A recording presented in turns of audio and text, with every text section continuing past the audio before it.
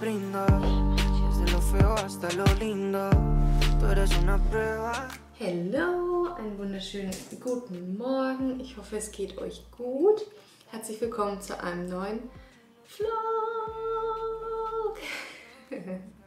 Die nächsten 3 Tage werden sehr intensiv, denn wir haben beschlossen, nochmal spontan einen Roadtrip zu machen in die Desierto Florido, in die blühende Wüste, denn in Chile gibt es gerade ein Phänomen. Darüber erzähle ich euch aber später mehr. Das passiert nur alle paar Jahre in dem Ausmaß, in dem es dieses Jahr vorkommt. Und heute ist Montag und ich muss noch alle Videos für diese Woche fertig machen und andere Sachen erledigen. Deswegen habe ich auch gerade schon die Wäsche angeschaltet. Das heißt, es wird ein To-Do-Listen abarbeiten, produktiv sein Vlog. Ich starte jetzt erstmal damit, dass ich in Ruhe meinen Tee trinke. Übrigens habt ihr gesehen, dass mein Frühstück hier steht. Ich will nicht angeben, aber mein Mann macht mir jeden Tag mein Frühstück, bevor er zur Arbeit geht. Schon immer, seit wir zusammen sind, seit bevor wir zusammen sind. Jeden Tag. Ja, ich habe sehr viel Glück. Jedenfalls trinke ich jetzt mal erstmal meinen Tee und plan so ein bisschen die nächsten 3 Tage und dann sprechen wir darüber, was alles genau ansteht. Bis gleich.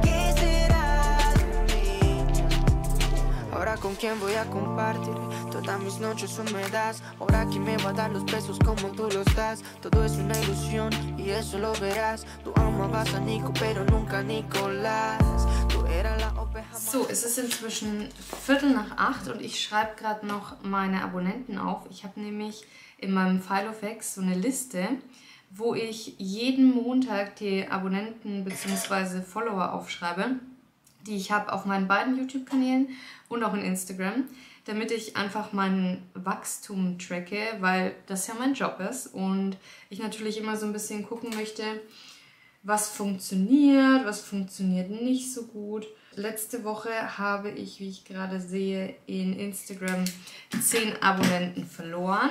Auf meinem spanischen YouTube-Kanal 99 Abonnenten gewonnen und auf meinem deutschen, die Kinder gehen zur Schule, 37 gewonnen. Wachstum könnte besser sein, aber wir beschweren uns jetzt mal nicht. So, und jetzt kommen wir zurück zur To-Do-Liste. Heute steht auf der To-Do-Liste, ich muss zum Tierarzt Kotproben abgeben. Die muss ich noch beschriften.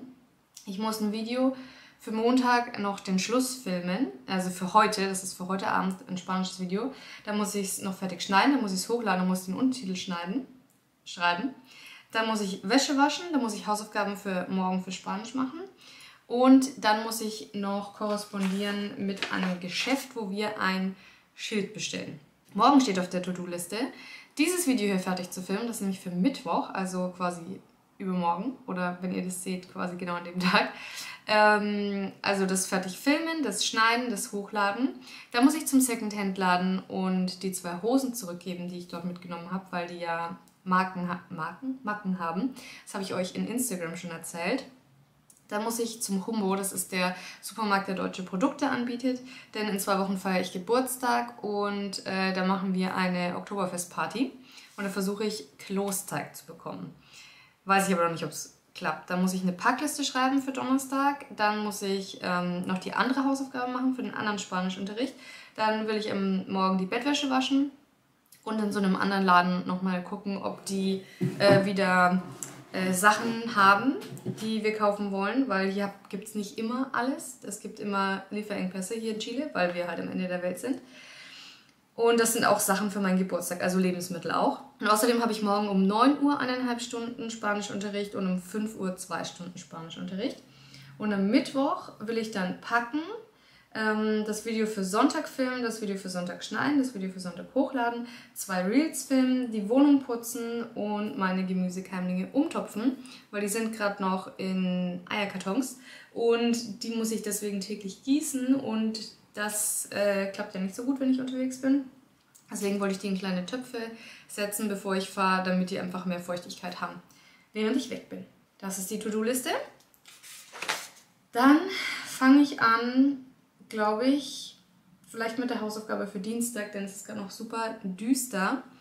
Und ich würde gerne noch ganz kurz warten, bevor ich anfange, das spanische Video zu filmen. Das ist eben mein unliebstes To-Do. So, okay. Fertig. 8:52 Uhr, Hausaufgabe ist gemacht, Frühstück ist verspeist und ich habe mir meinen Poncho zum Schmusen geholt. Und das heißt, ich kann das erste auf der To-Do-Liste abhaken. Sehr schön. Außerdem habe ich jetzt gerade nochmal mit dieser Firma von den Schildern gesprochen. Und ich muss eine Anzahlung leisten. Und dazu werde ich jetzt eben eine Überweisung machen. Dann stehe ich auf, mache mich fertig und wir filmen das Video für Montag.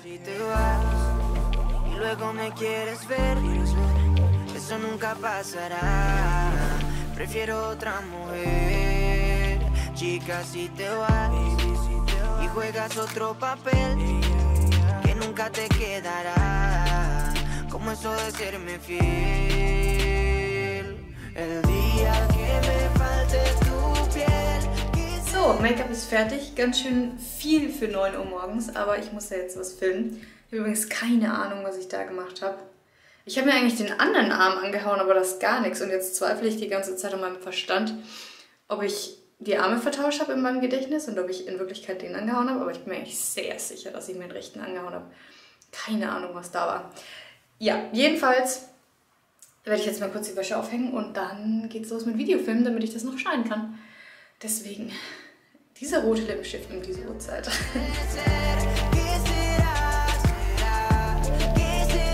Also meine erste Aussaat war nicht sehr erfolgreich. Hier haben wir einen Kürbis und 2 Gurken. Dann von meinen Tomaten haben nur die Cherry-Tomaten gekeimt und die anderen gar nicht. Und dann meine Paprika hat auch keine einzige gekeimt. Und jetzt kommt eine Zucchini, 2 Zucchini da. Aber ich habe keine einzige Paprika. Das war noch ein Versuch, da ist auch gar nichts gekommen. Und weil ich so wenig habe und dem Braten nicht traue, habe ich jetzt nochmal ausgesät. Basilikum, weil oben ist nichts gekommen. Salat, weil oben ist nichts gekommen. Gurken, weil da bin ich mir ja nicht so sicher, wobei die eigentlich relativ gut aussehen, die 2. Nochmal Paprika, wo bisher auch keine einzige kam. Und nochmal die Tomaten, von denen keine kamen. Aber das ist noch nicht lang her. Das ist erst 5 Tage her. Und mal gucken, aber Basilikum wundert mich echt, warum die nicht kamen. Also weder oben direkt im Beet, noch hier keimt mein Basilikum. Das ist echt krass. Hoy eres todo lo que quiero olvidar. Tú fuiste bla bla bla y mi inseguridad lo hizo más fácil para ti. El día que me falte tu piel, ¿qué será? Hier unter meinem Wäscheständer steht übrigens der Spiegel, den wir bestellt hatten. Das war ein großer Aufstellspiegel und der hat 80 oder 85 Euro ungefähr gekostet. Und den haben wir aufgebaut und dann war der erstmal so dreckig, sowas habe ich in meinem ganzen Leben noch nicht gesehen. Dann habe ich alles geputzt und dann habe ich gemerkt, dass der Macken auf dem Glas hat und auch auf dem Rahmen. Und das wollten wir nicht akzeptieren, deswegen haben wir ihn wieder eingepackt und haben jetzt quasi veranstaltet, dass der abgeholt wird. Also quasi angegeben, wir wissen aber noch nicht, wann er abgeholt wird. So hat er ausgesehen, also der war so zum Aufstellen. Und er sah eigentlich mega schön aus vom Spiegel an sich, habe ich jetzt leider nicht auf Video. Habe ich allerdings in Instagram gepostet, falls ihr mir da folgt. Und dann haben wir noch dieses Kunstgras hier besorgt, als wir am Wochenende im Einkaufszentrum waren, weil uns das jetzt hier... Also ich möchte eigentlich so eine schöne Ecke haben für Outfit-Fotos mit einem Spiegel und eben so ein bisschen grün. Aber hier ist es halt so dunkel, weil hier ja kein Fenster ist, deswegen überlebt hier auch keine Pflanze. Deswegen haben wir das geholt, das war eigentlich ganz süß. Bloß ich werde wahrscheinlich noch einen Topf holen dafür. So einen Übertopf und halt einen Spiegel und dann ist es fertig. Allerdings ist das mit dem Spiegel nicht so einfach. Ich kann nämlich in ganz Chile keinen anderen Spiegel finden, der ein Bein hat, also der von allein steht, beziehungsweise der uns gefällt. Also vielleicht bin ich auch zu anspruchsvoll, ich weiß es nicht, aber ich habe keinen gefunden. Ja, und jetzt hänge ich mal Wäsche auf, die muss ich abnehmen, die muss ich aufhängen.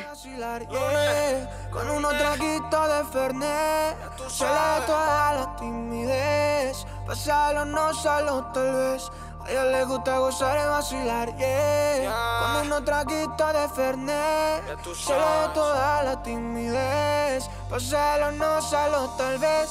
Ella en mi casa, ya. perrea en la disco como nadie más. Ella es mi gata, yeah, ella es mi gata. Ich habe den Fehler gemacht und mir und meinem Mann die gleichen Socken gekauft. Und die haben überhaupt keine Markierung. Das heißt, ich muss jetzt immer nach dem Waschen gucken, welche quasi länger sind und die so übereinander legen und sortieren, weil ich die nur an der Länge quasi auseinanderhalten kann. Ja, das ist mein Stapel und das ist sein Stapel. 9:40 Uhr, dann geht's jetzt mal los mit Filmen. Und was willst du? Wahrscheinlich wieder essen. Aber das gibt's nicht. Wir hatten das Problem jetzt mit dem Tierarzt, dass er Schonkost bekommen hat. Und statt 1 oder 2 Fütterungen am Tag hat er 5 pro Tag bekommen. Mit der Konsequenz, dass er jetzt nonstop nach Essen fragt, weil er einfach denkt, es gibt halt ständig was. Keine Ahnung, wie wir das wieder rauskriegen. Aber Verdauungsprobleme sind wenigstens besser. So, hier bin ich wieder fertig gefilmt. Dann exportieren wir das mal rüber auf meinen Laptop und dann schneide ich das vielleicht direkt schnell und danach müssen wir auf jeden Fall mal Gassi gehen.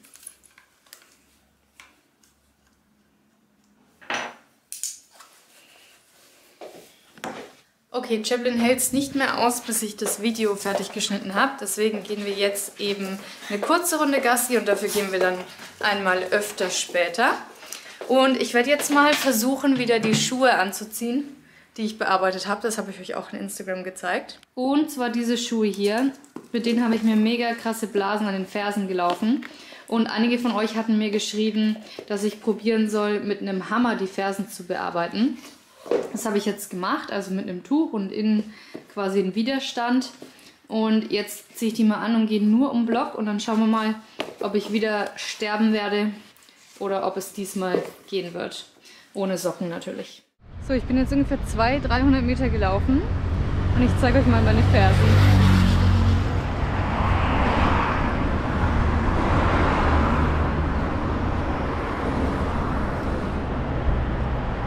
Also ich vermute, bis ich wieder zu Hause bin, werde ich wieder bluten. Das waren jetzt dann ungefähr 500 Meter einmal im Block.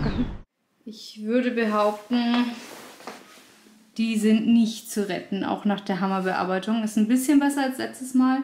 Letztes Mal habe ich einfach instant direkt geblutet. Es war einfach alles offen. Aber so kann ich definitiv nicht leben mit diesen Schuhen. Und ja, deswegen würde ich sagen, bleibt es beim Aussortieren. Und es sind Schuhe, die ich mir gekauft habe, um sie ohne Socken im Sommer zu tragen. Das heißt, Socken sind keine Option, weil sie dafür nicht breit genug sind oder nicht groß genug sind. Und außerdem sind sie mir aber nicht zu klein. Also sie passen mir von der Größe her. Meine Zehen haben Platz. Und ich könnte natürlich mit Pflaster an die Fersen kleben, aber das ist für mich eigentlich auch keine langfristige Option, denn ich bin der Meinung, wenn ich Schuhe habe, dann müssen die mir passen. Und wenn ich jedes Mal erst Pflaster suchen muss oder mir aufkleben muss oder gucken muss, dann, ja, ich weiß, dass ich sie dann nicht so oft anziehen würde, wie ich sie anziehen würde, wenn sie okay wären. Und außerdem mag ich nicht, dass man dann immer diese Klebereste an den Fersen hat, die dann schwarz werden von den Socken und dann hat man immer den Dreck an den Fersen. Nee, also das sollten eigentlich meine Everyday-Schuhe sein, also für den Alltag wirklich. Und so sind es definitiv keine Alltagsschuhe. Ich gebe Ihnen jetzt noch einen allerletzten Versuch, wenn meine Fersen wieder verheilt sind, also nächste Woche. Denn ich habe so Füßlingssocken gekauft, die quasi auf der Oberseite vom Fuß eine Aussparung haben, aber um die Ferse gehen. Mal gucken, vielleicht noch mit denen, das ist dann aber auch die allerletzte Chance. Aber ich weiß natürlich immer noch nicht, was ich mit ihnen mache dann, weil verkaufen ist schwierig. Jetzt werde ich aber mal das Video schneiden und exportieren, damit das für heute Abend fertig ist. So, 12:15 Uhr. Und das Video ist fertig geschnitten, exportiert und lädt gerade hoch. Das heißt, der ideale Zeitpunkt für ein kleines Mittagspäuschen. Und danach muss ich noch den Untertitel schreiben. Und jetzt überlege ich mal, was ich esse, denn ich weiß nicht, was wir zu Hause haben, ehrlich gesagt. Immer der Struggle am Montag irgendwie. So, dann haben wir das gefilmt, das gemacht, das gemacht. Ah ja, Waschmaschine müsste eigentlich auch schon wieder fertig sein.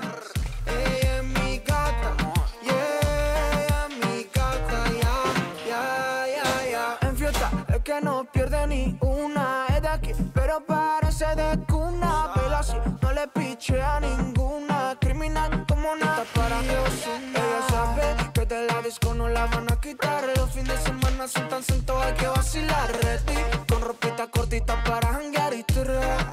De mí se deja llevar. Combina la ropa con tu actitud, es que dominas. Chica con esa virtud, rompe bocinas. No hay nadie como tú, como tú, como tú, como tú, ya, ya, ya. Combina la ropa con tu actitud, es que dominas. Chica con esa virtud, rompe bocinas. Ich werde mir mal kurz ein kleines bisschen Gemüse schnibbeln und anbraten und mir dann wahrscheinlich mit Reisnudeln machen.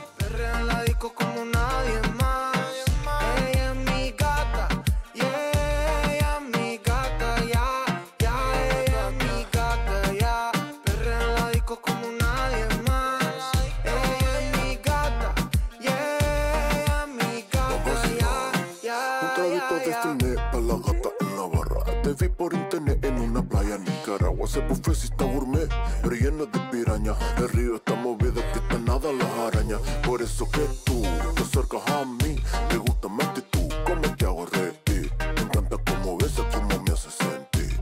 Eres especial, eres sola para mí. Y si nos vemos en Bahamas, ahí no hay nadie que nos daña. Das waren jetzt exakt 22 Minuten für Reisnudeln. Die sind hier hinten.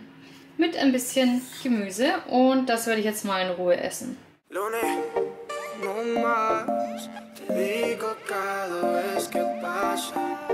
Quizás no quieres algo más de esto. Será que fue un sueño, pero desperté. No sé qué somos.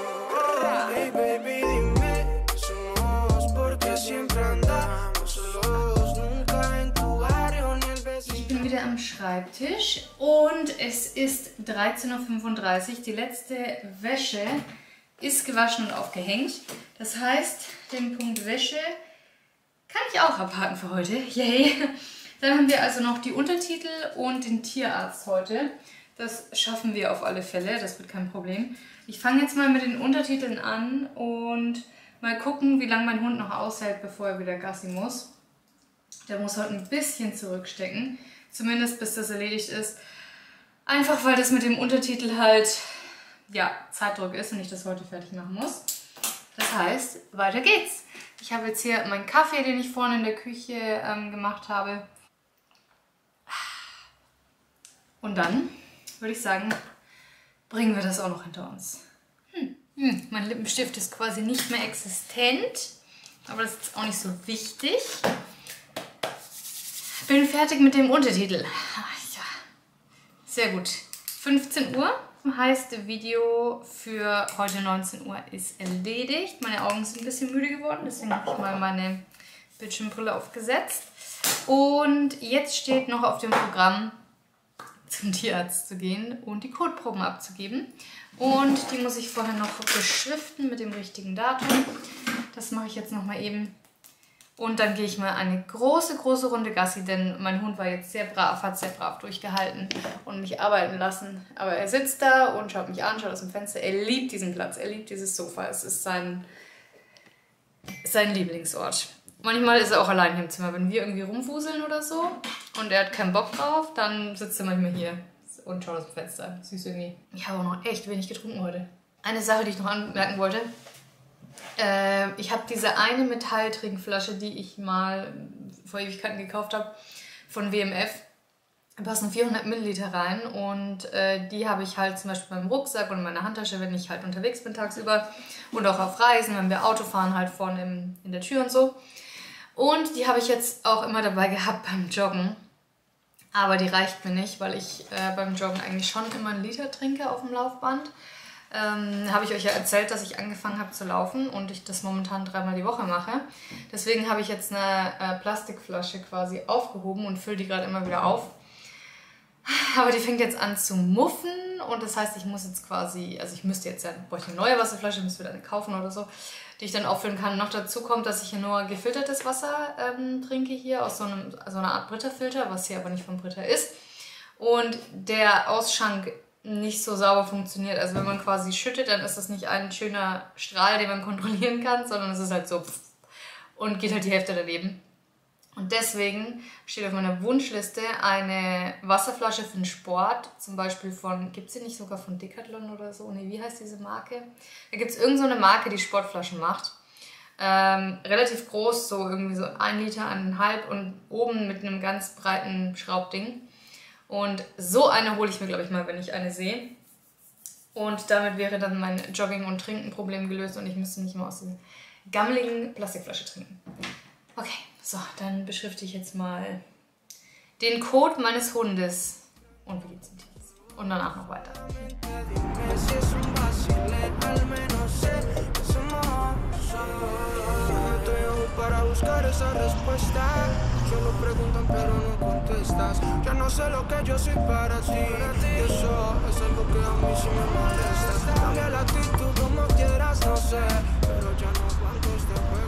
So, die Kotprobe ist abgegeben, die Tierärztin war nicht da. Ich wollte eigentlich kurz noch mit ihr sprechen, weil die angegebene Dosis des Diätfutters dem Chaplin eigentlich nicht ausreicht, weil er super viel Hunger hat.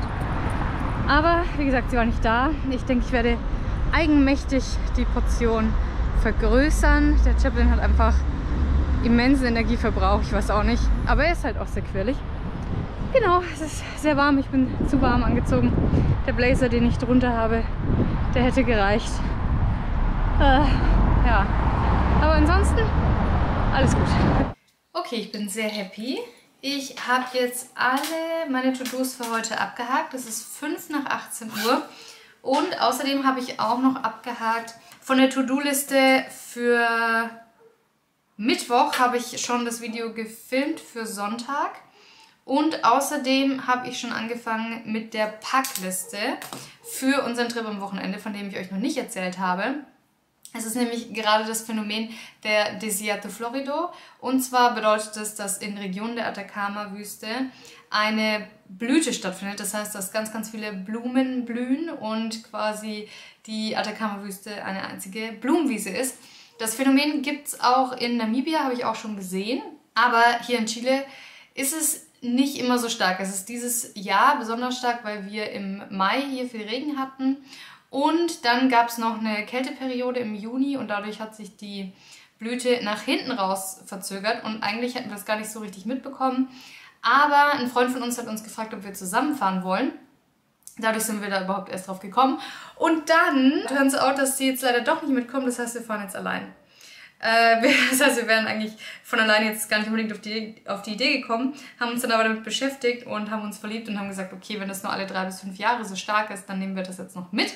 Eigentlich wollten wir ein bisschen langsam machen mit Reisen, aber wir haben gesagt, nach diesem Trip jetzt dann machen wir langsam und die nächste längere, also die nächsten größeren Trips machen wir dann erst, wenn wir Besuch haben aus Deutschland. Was im Dezember der Fall sein wird. Währenddessen konzentrieren wir uns eher wieder mehr hier auf die Region. Es ist ja dann auch Frühling, ist ja auch wieder schön dann in der Stadt. Dann kann man auch wieder mehr wandern hier am Stadtrand und so. Ja, das heißt, das ist der Plan fürs Wochenende, die Packliste dafür. Und jetzt möchte ich noch einmal eine große Runde mit dem Hund gehen. Danach ist es wahrscheinlich 7 und dann habe ich mir meinen Feierabend verdient. Ich war heute super fleißig. Warum kann nicht jeder Tag so sein?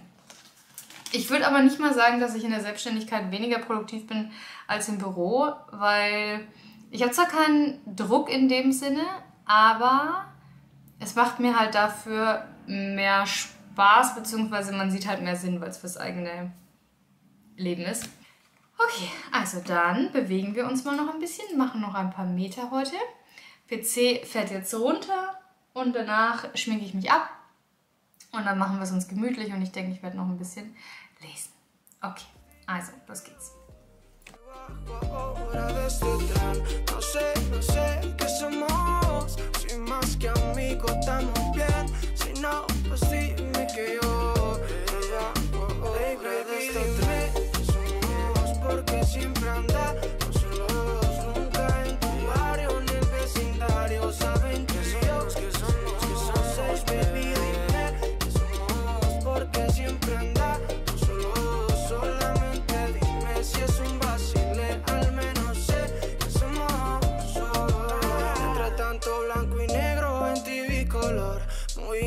Así que fui, dicen la dicha viene con dolor, pero dicha es lo que yo menos sentí. Así se da, sin la realidad.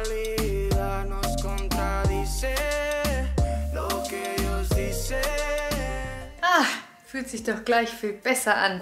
Ah, mein Kindle habe ich vergessen. Das liegt noch auf meinem Nachtkästchen. Jetzt mache ich mir den Rest vom Mittagessen warm. Da ist nämlich noch was übrig. Und dann schmeiße ich mich auf die Couch mit meinem Kindle. Mein Mann hat heute einen sehr, sehr langen Arbeitstag. Der kommt wahrscheinlich erst gegen 9 nach Hause. Und deswegen kann ich, ja, ein bisschen lesen und meine Zeit genießen. Ach ja, übrigens noch ein paar Worte zum Kindle. Ich habe mich daran gewöhnt, wie er ist. Ich war ja am Anfang ein bisschen skeptisch. Vor allen Dingen, weil es digital ist und so. Und ich ja großer Fan bin von Papierbüchern. Ja, aber das Ergebnis, beziehungsweise die Fakten lügen nicht. Ich habe nämlich auf der Kindle-App gesehen, dass ich an ultra vielen Tagen gelesen habe. Ich kann jetzt nicht mehr genau sagen, wann ich den gekauft habe. Das müsste im Juli gewesen sein. Jetzt haben wir September. Und ich habe gelesen 1, 2, 3, 4, 5 und bin bei Buch Nummer 6. So viel hätte ich niemals gelesen, wenn ich mir immer erst die Papierbücher hätte kaufen müssen irgendwoher. Bis jetzt lese ich eigentlich fast ausschließlich auf Englisch, weil ich einfach noch nicht... Ich bin halt in diesem Rabbit Hole drin, dass der mir jetzt immer englische Buchvorschläge macht. Und ich sehe, okay, kaufen. Und dann lese ich das. Ich möchte eigentlich auf Spanisch umsteigen. Ich habe mir vorgenommen, beim nächsten Buch, was ich lesen will, zu gucken, ob es das auf Spanisch gibt. Vorausgesetzt, ist es nicht zu anspruchsvoll. Soweit der Plan. Gerade lese ich das Buch F the Shoulds, Do the Wants von Tricia Huffman. So, Abendessen warm machen und dann auf die Couch. Glaubt es oder nicht, ich bin tatsächlich am Handy versumpft, aber mit guter Begründung. Es ist jetzt schon 8:30 und ich war die ganze Zeit nach dem Essen am Handy, denn um 19 Uhr ging mein spanisches Video online, wie jeden Montag, und es wird ziemlich gut geguckt. Also ich habe jetzt nach einer Stunde schon 5000 Views, das ist deutlich besser als meine deutschen Videos momentan. Und ich bemühe mich mal die erste Stunde, nachdem Videos live sind, die Kommentare zu beantworten. Und das habe ich jetzt die letzte Stunde getan und die Chilenen kommentieren immer super, super, super viel. Was echt spannend ist, ist auch halt ein kultureller Unterschied. Ja, deswegen war ich jetzt die ganze Zeit am Handy, aber jetzt werde ich endlich mal anfangen zu lesen. Und ich glaube, dieser Vlog ist lang genug. Deswegen möchte ich mich hier und heute von euch verabschieden. Wir sehen uns am Sonntag wieder. Das Video habe ich ja heute gefilmt. Da möchte ich mit euch drüber sprechen, wie ich weiter vorgehen möchte beim Anpassen meines Kleiderschranks. Denn ich habe mir da vermehrt Gedanken gemacht und ich glaube, das ist eine ganz spannende Sache, die ich da verfolge, und das möchte ich gerne mit euch teilen. Das heißt, am Sonntag geht es wieder um Kleidung, Stylen, eigenen Stil finden und so weiter und so fort. Und dann sehen wir uns am Sonntag um 18 Uhr. Ich wünsche euch noch einen schönen Mittwoch. Bis bald.